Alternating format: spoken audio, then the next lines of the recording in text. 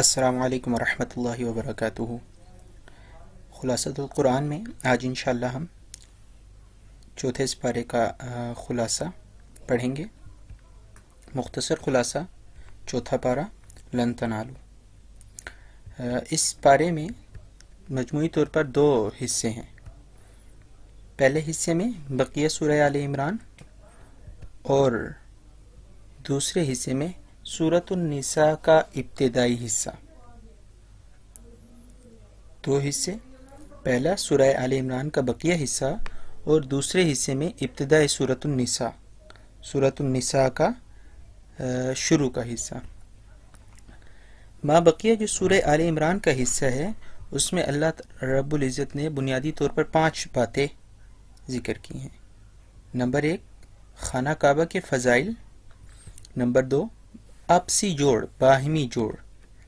Number 3، امر بالمعروف و نہی عن المنکر۔ نمبر 4، 3 غزوات کا ذکر، 3 غزوے ان کا ذکر۔ نمبر 5، کامیابی کے 4 اصول۔ تو ما بقیہ جو سورہ آل عمران کا حصہ ہے اس میں ان 5 چیزوں کا بنیادی طور پر ذکر کیا گیا ہے۔ سب سے پہلے خانہ کعبہ کے فضائل۔ یہ خانہ کعبہ سب سے پہلی عبادت گاہ ہے اور اس میں واضح نشانیاں ہیں، جیسے مقام ابراہیم۔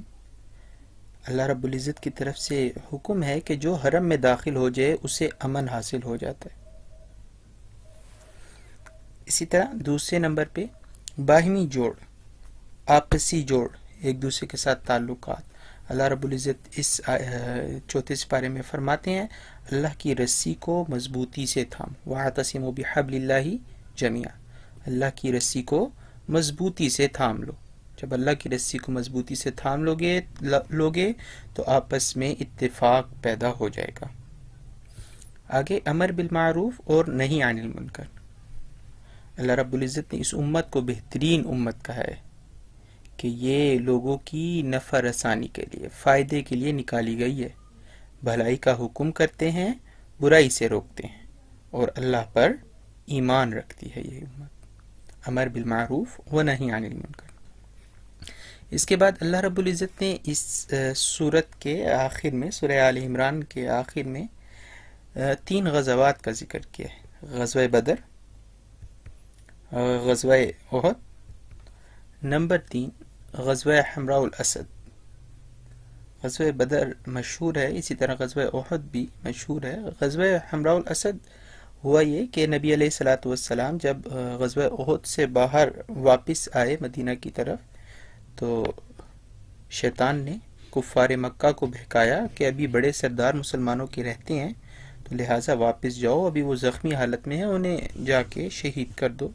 نبی علیہ الصلوۃ والسلام کو اطلاع ہوئی، نبی علیہ الصلوۃ والسلام واپس مدینہ سے تیار ہو کر نکلے اگلے ہی دن، اور واپس جا کر ان لوگوں کا انتظار کرتے رہے اور وہ لوگ واپس نہ آئے، مکہ والے کفار مکہ لڑنے کے لیے نہ آئے۔ تو اس کو غزوہ حمراء الاسد کہتے ہیں۔ یہ ایک قبیلہ تھا، وہاں پہ رکے رہے نبی علیہ السلام۔ اس کے بعد اللہ رب العزت نے 4 اصول بتائے ہیں کامیابی کے: صبر، مصابرہ، مرابطہ اور تقوی۔ یہ 4 اصول ہوں گے تو کامیابی ہمارے ہاتھ میں ہوگی۔ اس کے بعد سورۃ النساء کا ابتدائی حصہ۔ سورۃ النساء کے ابتدائی حصے میں اللہ رب العزت نے 4 باتیں ذکر کی ہیں جو چوتھے سپارے میں جتنا سورۃ النساء کا حصہ ہے اس میں اللہ رب العزت نے 4 باتیں بیان کی ہیں۔ نمبر 1، یتیموں کا حق۔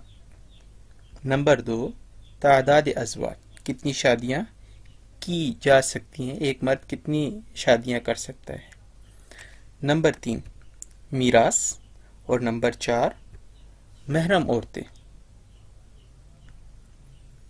جن کے ساتھ کسی حالت میں بھی نکاح نہیں ہو سکتا، محرم عورتوں کا ذکر۔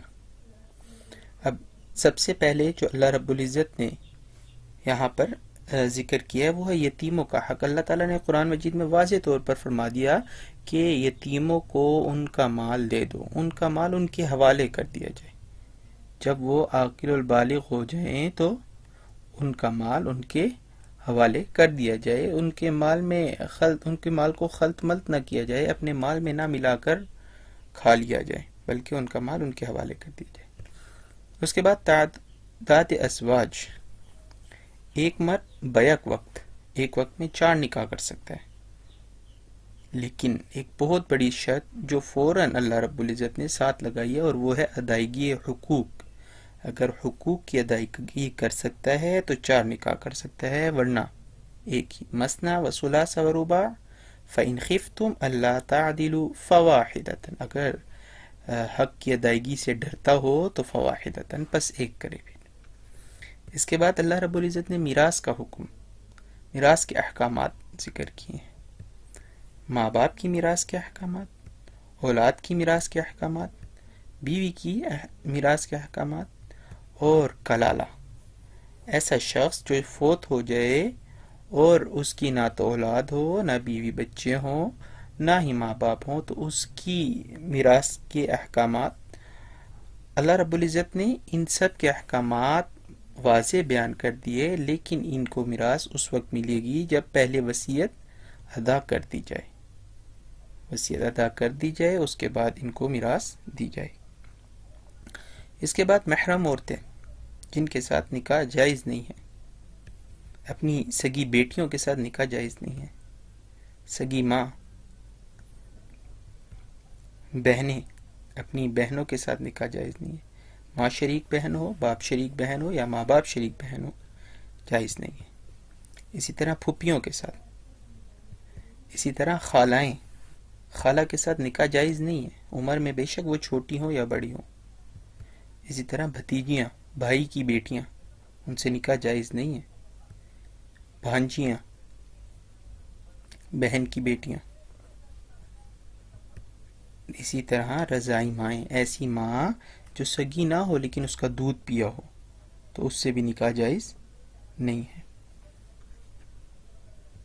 رضائی بہنیں، ایسی بہن کہ اس نے اور اس شخص نے دونوں نے ایک عورت کا دودھ پیا ہو، اس کے ساتھ بھی نکاح جائز نہیں ہے۔ ساس کے ساتھ نکاح جائز نہیں ہے۔ اسی طرح ستیلی بیٹیاں، اور اسی طرح بہویں، ان کے ساتھ بھی یہ بھی محرم عورتیں ہیں۔ تو اللہ رب العزت نے ان سب کے احکامات یہ سورۃ النساء کے اس حصے میں بیان فرمائے ہیں جو حصہ چوتھے سپارے میں ہے۔ تو یہ تھا آج چوتھے سپارے کا مختصر سا خلاصہ۔ اللہ رب العزت سے دعا ہے اللہ رب العزت ہمیں قرآن کی سمجھ عطا فرمائے اور ان پر عمل کرنے کی توفیق عطا فرمائے۔ السلام علیکم ورحمۃ اللہ وبرکاتہ۔